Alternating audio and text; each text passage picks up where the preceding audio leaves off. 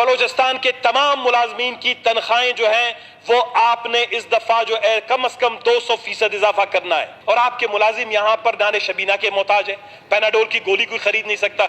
بلوچستان کی جو ہے اس وقت معاشی حقیقتیں، معاشرتی حقیقتیں وہ ایسی ہیں کہ اگر اسلام آباد میں تنخواہ اگر یہاں کے بلوچستان کے ملازم کے برابر ہے، وہ 20 روپے میں 30 کلومیٹر سفر وہ میٹرو بس میں کر سکتا ہے، لیکن یہاں 30 کلومیٹر کے سفر کے لیے آپ کو 400 450 روپے جیب میں چاہیے ہوتے ہیں۔ اس گورنمنٹ نے جو اس حکومت نے کوئی دودھ اور شہد کی نہریں تو بلوچستان میں نہیں بہائیں، پولیس کو اور ہمارے فورسز کو، چاہے وہ بی سی کی صورت میں ہے، لیویز کی صورت میں، کسی میں بھی کوئی ڈسپیرٹی ہے، تفاوت ہے یا تفریق ہے، اس کو آپ کو ختم کرنا ہوگا۔ اور مسجدوں کے سامنے کھڑے رہتے ہیں، ہمارے امام بارگاہوں کے سامنے کھڑے رہتے ہیں، یہ آپ کو ہر جگہ پر پروٹیکشن دیتے ہیں، عید کی نماز نہیں پڑھ سکتے، ان کا حق نہیں بنتا ہے کہ ان کی تنخواہوں میں آپ 2000 3000 روپے اضافہ کر دیں، اس پہ رولنگ آنی چاہیے۔ آپ کو یاد ہوگا جب یہ حکومت شروع میں یہ اسمبلی بنی، اس وقت سے لے کر آج تک جب پہلے 3 سال 4 سال تھے وہ ملازم کش تھے، وہ جس طرح ملازموں پر خود کش حملے ہوتے تھے تو سی این ڈبلیو کے ملازمین پر خود کش حملہ ہوا، 350 400 کے قریب سی این ڈبلیو کے ملازمین نکال دیے،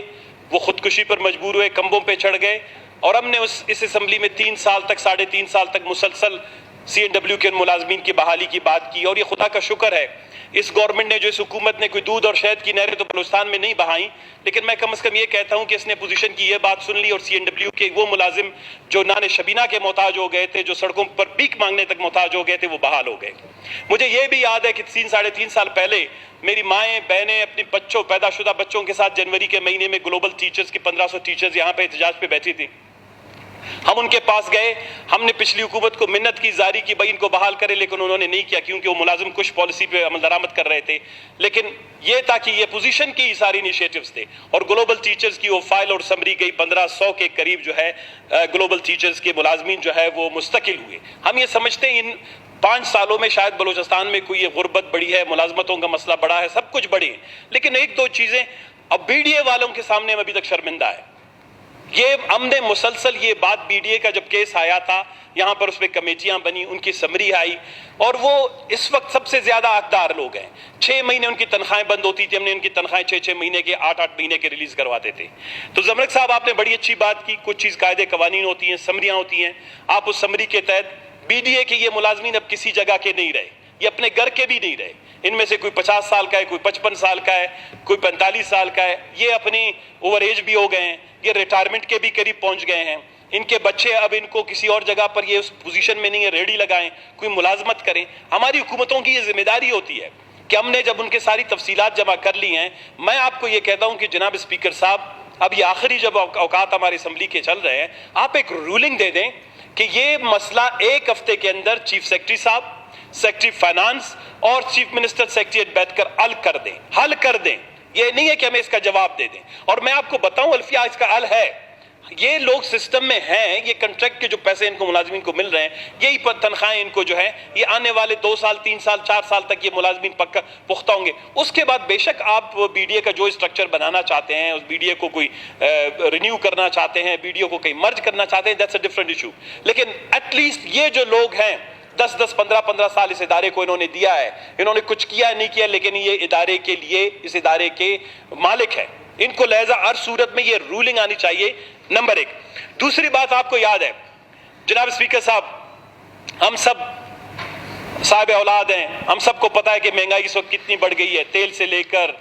گھی سے لے کر، چینی سے لے کر، چاول سے لے کر، دالوں سے لے کر، سبزیات سے لے کر، ایون کہ زندگی کے لیے بنیادی ضروریات جو ادویات ہیں ان سے لے کر تمام چیزیں 300 سے 400% ان میں اضافہ ہوا ہے۔ یا یہ پولیس کے جو اہلکار ہمیشہ یہاں کھڑے رہتے ہیں، میں 5 سال سے ان کے لیے بول رہا ہوں، اس لیے بول رہا ہوں کہ باقی اداروں کے لوگ یہاں آ کر احتجاج کر سکتے ہیں،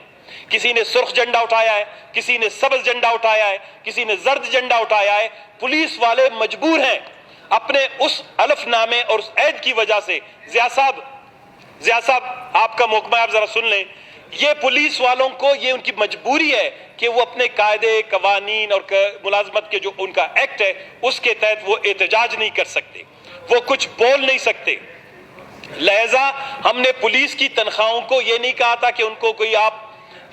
جناب اسپیکر صاحب کہ آپ امریکہ کے، یورپ کے یا خلیج ممالک کے جو ہے ملازمین کے برابر کر دیں، ایٹ لیسٹ کم از کم پنجاب میں جو تنخواہیں، جو سروس اسٹرکچر، जो बेनिफिट्स पुलिस को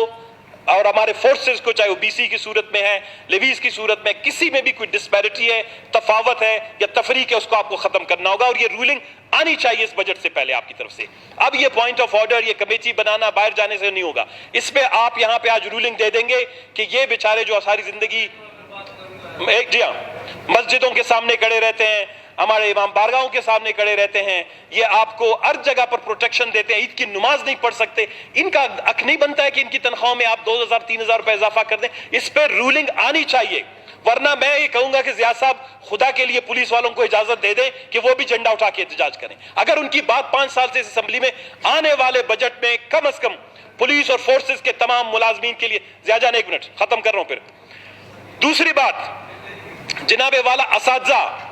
हमारे माशरे का सबसे अहम जो है वो बैकबोन है, हमारी रीढ़ की हड्डी की हैसियत रखते हैं। आपको भी तालीम किसी उस्ताद ने दिया होगा, मुझे भी किसी तालीम उस्ताद ने दिया होगा। हमारे असातिज़ा देखें, हमें ये कहा जाता है कि जी पूरे पाकिस्तान में तनख्वाहें यकसा होंगी। भाई पूरे पाकिस्तान में यकसा अगर आप करेंगे भी, बलोचिस्तान की जियोग्राफिकल रियलिटीज, बलोचिस्तान की जोग्राफियाई हकीकतें,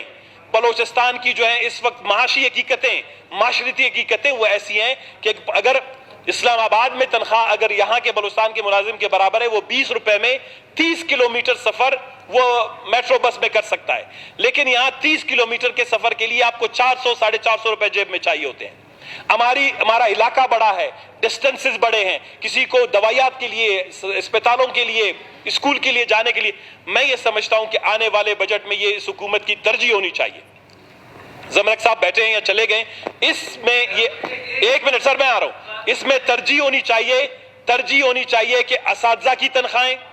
बलोचिस्तान के तमाम मुलाजमीन की तनख्वाहें जो हैं वो आपने इस दफा जो है कम से कम 200% इजाफा करना है। आपको इसके लिए असेंबली में लड़ना पड़े, आपको इस्लामाबाद के साथ झगड़ना पड़े। आपके पीपीएल के 40 से 50 अरब रुपए इस वक्त इस्लामाबाद में पड़े हुए। सर आपने सुनना है,